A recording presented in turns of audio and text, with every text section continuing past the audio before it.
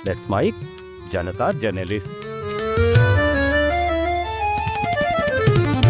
आज जनता जर्नलिस्ट में हम बात कर रहे हैं उस बदलाव की जो चुपचाप भारत की शिक्षा व्यवस्था की नींव हिला रहा है। यह कहानी किसी एक राज्य की नहीं, यह सवाल किसी एक सरकार का भी नहीं है। यह मामला है भारत के करोड़ों बच्चों के भविष्य का।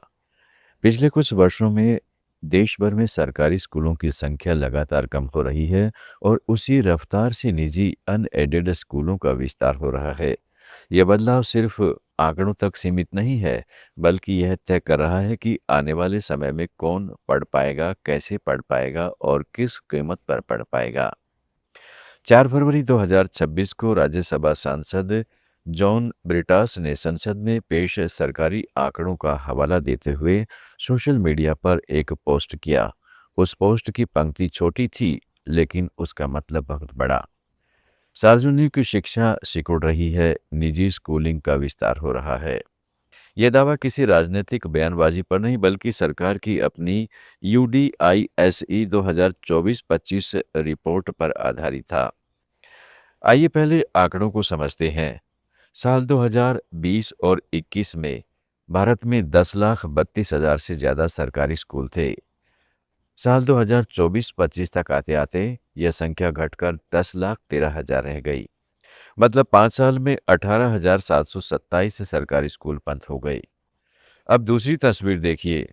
सिर्फ एक साल के भीतर 2023-24 से 2024-25 के बीच 8,475 नए निजी अनएडेड स्कूल खुल गए।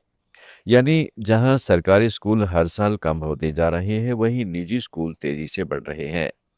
सरकार कहती है कि घबराने की जरूरत नहीं है। सरकार इसे स्कूल रेशनलाइजेशन कहती है। मतलब जहां कम बच्चे हैं, वहां संसाधनों का सही इस्तेमाल नहीं हो रहा है। ऐसे स्कूलों को पास के बड़े स्कूलों में मिलाया जा रहा है। दलील दी जाती है कि इससे शिक्षक छात्र अनुपात सुधरेगा, बेहतर इमारतें मिलेंगी और पढ़ाई की गुणवत्ता बढ़ेगी। नई शिक्षा नीति 2020 में स्कूल कॉम्प्लेक्स का विचार भी इसी सोच से आया। कागज पर यह तर्क मजबूत लगता है। सरकारी आंकड़े भी कुछ सुधार दिखाते हैं। देश में सिंगल टीचर स्कूलों की संख्या घटी है। शिक्षकों की कुल संख्या पहली बार 1 करोड़ से ज्यादा हो गई है।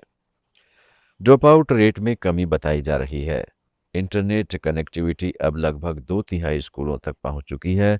लेकिन सवाल यह है, क्या ये सुधार स्कूल बंद करने की कीमत पर जरूरी थे? अब जरा जमीनी तस्वीर देखिए। सरकारी स्कूल आज भी देश के लगभग 70% स्कूल हैं, लेकिन उनमें पढ़ने वाले बच्चों की संख्या अब सिर्फ 49% रह गई है। दूसरी तरफ निजी स्कूल सिर्फ 23% संस्थान हैं, लेकिन उनमें 39% बच्चे पढ़ रहे हैं। यानी बच्चे बड़ी संख्या में सरकारी स्कूल छोड़कर निजी स्कूलों की ओर जा रहे हैं। क्यों? क्या माता पिता को लगता है कि सरकारी स्कूलों में भविष्य सुरक्षित नहीं है? अंग्रेजी माध्यम की चाह, प्रतियोगी परीक्षा का दबाव, कमजोर इंफ्रास्ट्रक्चर, शिक्षकों की कमी और सबसे बड़ा कारण भरोसे की कमी। अब हालात यह है कि ग्रामीण इलाकों में भी गरीब परिवार कर्ज लेकर अपने बच्चों को निजी स्कूलों में भेज रहे हैं। UDISE के आंकड़े बताते हैं कि देश में कुल छात्र संख्या करीब 11 लाख कम हुई है। सरकार इसे जन्म दर में गिरावट से जोड़ती है, लेकिन अगर बच्चे ही कम हो रहे हैं, तो फिर सवाल उठता है, निजी स्कूल क्यों बढ़ रहे हैं? साफ है, यह सिर्फ जनसंख्या का मामला नहीं है, यह सरकारी स्कूलों से पलायन की कहानी है।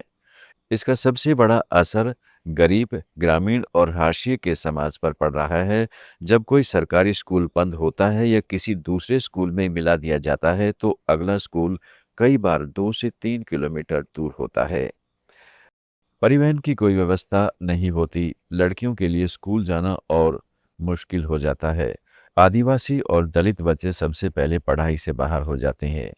कई अध्ययन बताते हैं कि स्कूल बंद होने या दूर होने से ड्रॉप आउट बढ़ता है। सरकार कहती है कि निजी स्कूलों में 25% सीटें गरीब बच्चों के लिए आरक्षित हैं।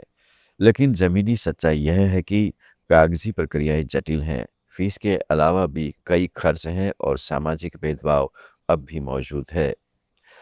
नतीजा यह है कि शिक्षा की समानता और कमजोर होती जा रही है। आलोचक इसे शिक्षा के निजीकरण की नीति मानते हैं। नई शिक्षा नीति में पब्लिक प्राइवेट पार्टनरशिप पर जोर है, लेकिन सरकारी निवेश उसी अनुपात में नहीं बढ़ा। पिछले एक दशक में करीब 89,000 सरकारी स्कूल बंद हुए, जबकि 42,000 से ज़्यादा निजी स्कूल खुले। यह कोई संयोग नहीं लगता। सरकार यह भी कहती है कि शिक्षा का बजट बढ़ाया गया है। 2026-27 में शिक्षा के लिए करीब 1,39,000 करोड़ रुपए रखे गए हैं। लेकिन सवाल वही है, क्या यह जीडीपी का 6% है? क्या इससे नए सरकारी स्कूल खुल रहे हैं? क्या शिक्षकों की भर्ती तेज हुई है? क्या ग्रामीण इंफ्रास्ट्रक्चर मजबूत हो रहा है? जवाब साफ नहीं है। आज हालत यह है कि सरकारी स्कूलों को अक्षम बताकर धीरे धीरे किनारे किया जा रहा है, जबकि निजी स्कूल लाभ के सिद्धांत पर चलते हैं। शिक्षा अगर बाजार बन गई तो बराबरी खत्म हो जाएगी। आम आदमी के लिए इस पूरे बदलाव का मतलब साफ है। पढ़ाई महंगी होगी, गरीब और अमीर के बीच खाई बढ़ेगी।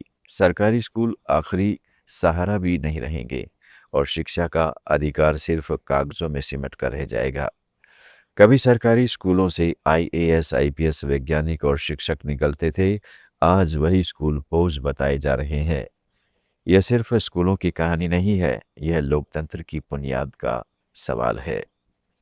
इस रिपोर्ट का लब्बो-लुआब यही है, सरकारी स्कूलों को बंद नहीं मजबूत करने की जरूरत है। विलय हो तो पारदर्शी हो, हर बच्चे के पास पढ़ने का स्कूल हो, निजी स्कूल पूरक हो, विकल्प नहीं। क्योंकि अगर सरकारी शिक्षा कमजोर हुई तो समाज और लोकतंत्र दोनों कमजोर होंगे। आप क्या सोचते हैं? क्या रेशनलाइजेशन है या धीरे धीरे निजीकरण? अपनी राय जरूर लिखिएगा। आप सुन रहे थे let's mind more than radio. Follow कीजिए हमें हमारे सोशल मीडिया प्लेटफॉर्म्स पर। It's time for news. It's time for More Than Radio. Presenting the first radio news app, Let's Mic. Let's Mic, a news-based app on your phone where you get to watch and listen news, talk shows, interviews, radio show podcasts. On Let's Mic, you get all relevant information of TV, print, radio, podcast, and digital. Let's Mic talks about every segment of life.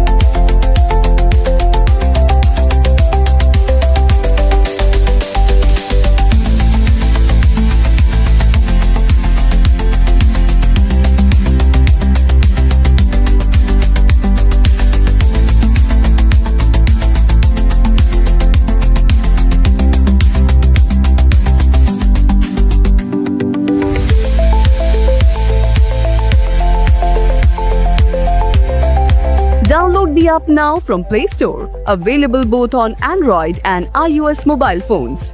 Follow us on YouTube, Instagram, Twitter, LinkedIn, Facebook, Telegram, WhatsApp, Snapchat. Let's talk, let's connect, and let's mic. It's time for news. It's time for More Than Radio. Presenting the first radio news app, Let's Mic. Let's Mic, a news-based app on your phone where you get to watch and listen news, talk shows, interviews, radio show podcasts. On Let's Mic, you get all relevant information of TV, print, radio, podcast, and digital. Let's Mic talks about every segment of life.